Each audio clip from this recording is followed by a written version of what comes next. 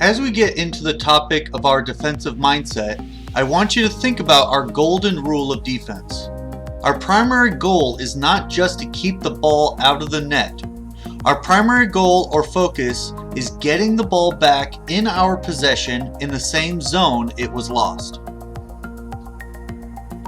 As we primarily play in a 4-3-3 for the Format 11 squads and are moving into playing this formation for the younger Format 9 and Format 7 squads, there will be a general formation and system of play we will adhere to. Know that there are many different looks of the 4-3-3. What I am showing you here fits the general offensive and defensive styles that we'll play. In this system, there are several groups of players on the team. For example, we have the overloads, which consist of the 3, 10, 11, or the 2, 8, and 7, and the attacking 3, which consists of the 7, 9, and 11. As you see, a player may be a part of several groups. These groups will help you determine your role on the field in a given situation. For this session, I will primarily talk about the core and the attacking 3. The core is a large group that consists of the 4-5, 2-6-3, 8, and 10. This group moves around the field together as a group. While the shape will change slightly to the situation, in general, the core is a 2-3-2 sub-formation. The core will mainly play in the central channel, and when shifting toward a half space or the limited action area, will shift as a unit and will also lock down the penalty box areas. This shifting as a unit ensures the ball carrier has the option passes, forward switch, and support that we have discussed in prior lessons. For our general defense system, this core will mainly be in the central and half space channels. The team will entice the opponent to the touchlines or into the heart of the core. Remember from our prior lessons that the zone along the touchline is the limited action area. It is called this due to the fact a player cannot play the ball outside the touchline and therefore can be pinned on the side to help our defensive effort to win the ball. So, we understand pushing the opponent to the sides, but why would we want them in the center channel? We entice the opposing ball carrier to pass or dribble into our core, as the core will have the shape and support to delay the opposing ball carrier, cover the passing teammate and cut off opponent optimal pass areas, and set our surrounding player balanced to protect our space in a given situation. I say a given situation as the balance will have a different focus depending on where we are currently pressing the ball. For example, some general locations are the attacking third, middle third, or our defensive third. Our scenario or situation for today's lesson example and walkthrough is the opponent's kickoff. In this scenario, from the start, we don't have possession of the ball. All our players will line up high to the midline or to the allowable distance set by the center circle while still keeping our shape and some depth. We know they have basically two options right now: the short pass back to a close player or a longer pass back to a supporting player. In either case, our mindset is the same. The 9, 7, and 11 will press hard and fast to the receiver. There are several reasons for this. 1, if the ball is passed far to the support, then the ball is deeper in their half where we want to win the ball and play. So we close the available space in front of them quickly and deliberately. The deliberate part we will be covering as we go. 2, if the ball is passed short, this means the ball is closer to us and takes less time to press and we can try to win the ball. And 3rd, we show the other team that we are hungry for that ball. There's only one ball and we want it. Every time we score, they get the ball on the kickoff. We want them scared of our press and force them to that longer support kickoff so we get deeper in their zone every time. So on the kickoff, the red team passes back to their support. Their attacking players push up to try to get the ball in our half. Our attacking 3, the 7, 9, and 11, press the receiver right away, and the core steps up behind them as a unit.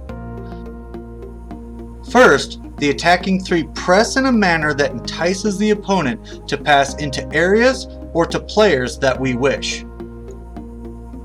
In this picture, the 9 is making a curved run at the ball carrier from left to press. This run tends to make the ball carrier look away from pressure and thus to their left. The 7 is pressing at an angle that cuts off the lateral square pass to the touchline for their 11 or 3. Our 11 presses in the same manner, cutting off the lateral square pass behind them on the touchline. Our 8 and 10 are covering the 9 in the event the ball carrier breaks past the 9 on the dribble, and cutting off the pass to their wings if they are pinching in or cutting from out to in. As this team only has one attacker, their 9, the 8 and the 10 give the opposing 9 to our 6, enticing the pass forward from the ball carrier. Our 6 stays goal side of the opponent's 9, guarding our goal and enticing the same pass from the ball carrier to their 9. Our 4 and 5 are viewing all of the movement and spaces available to the opponent and communicating to the rest of the core where to shift and how to press. The 4 and 5 act as the brain of the core and thus must be vigilant and vocal with a strong understanding of our team's play style.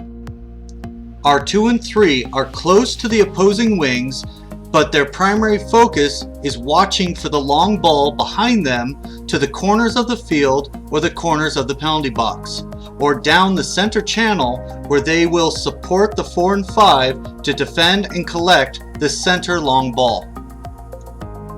So now the ball carrier has basically 2 options.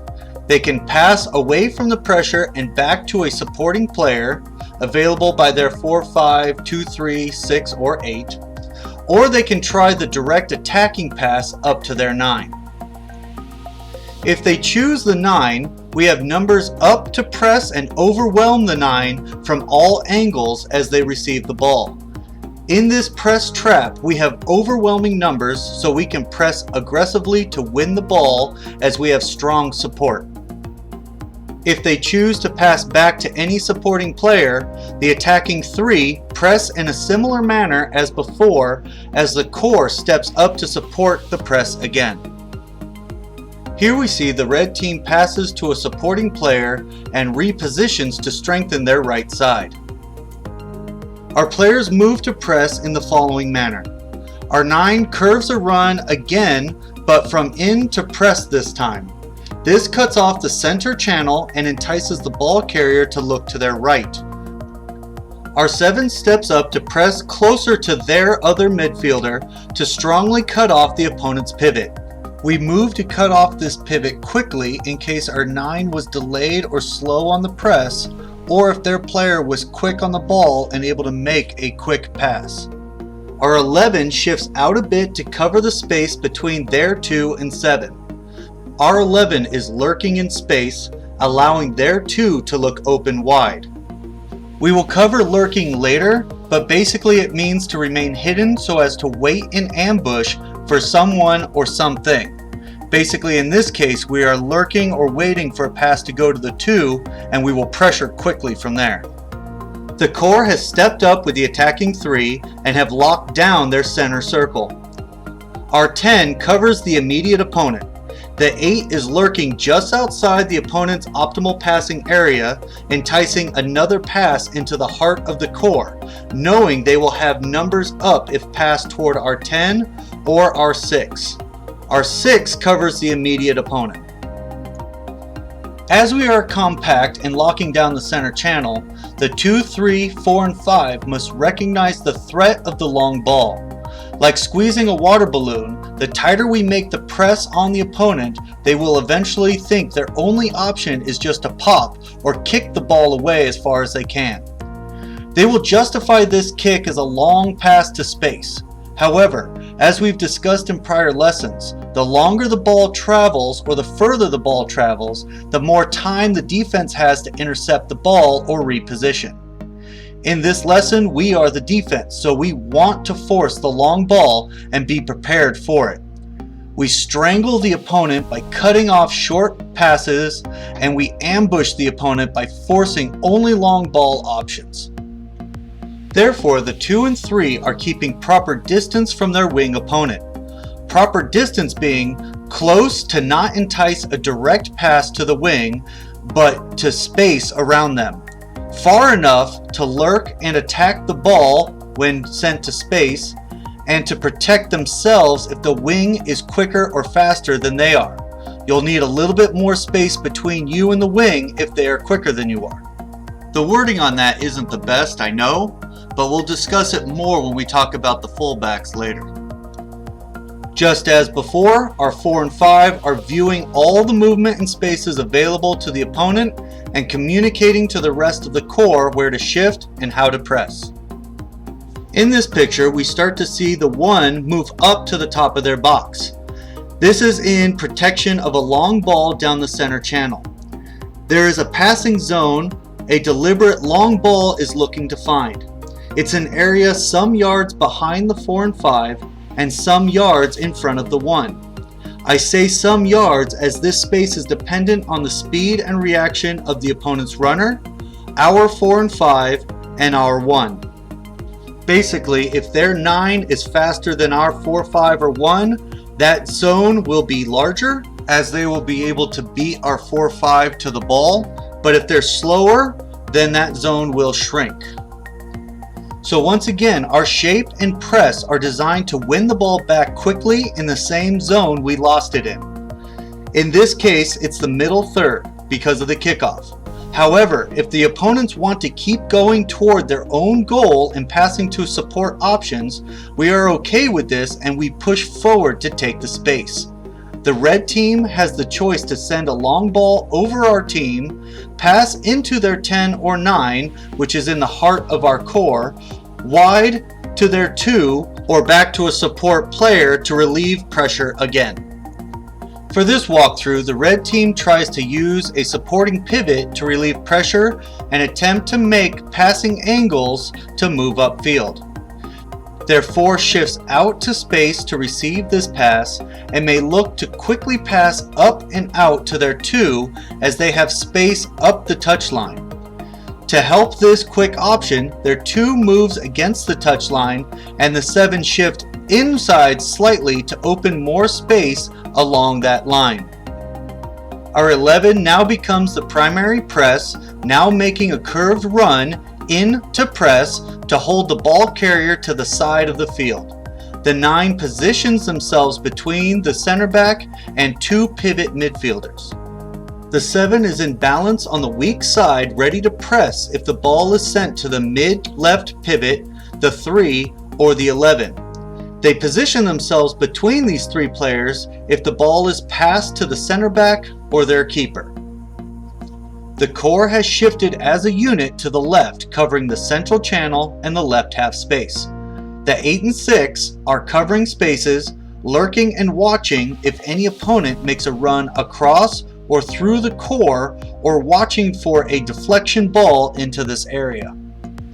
Our 10 covers the immediate opponent, watches to cut a low pass up to their 7, and watches the press of our 11. The 10 is watching the press for the moment the 11 needs numbers up on the press that won't weaken our core.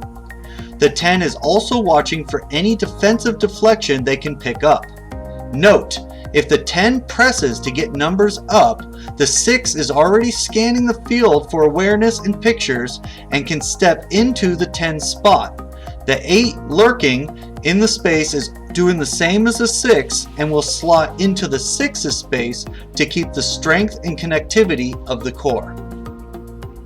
This session has gone a bit longer than I intended, and we have covered a lot of content but only touched on the details. In the upcoming lessons, we will be breaking these concepts down to more detail and discussing the teammate and opponent cues that will help us in our decision making.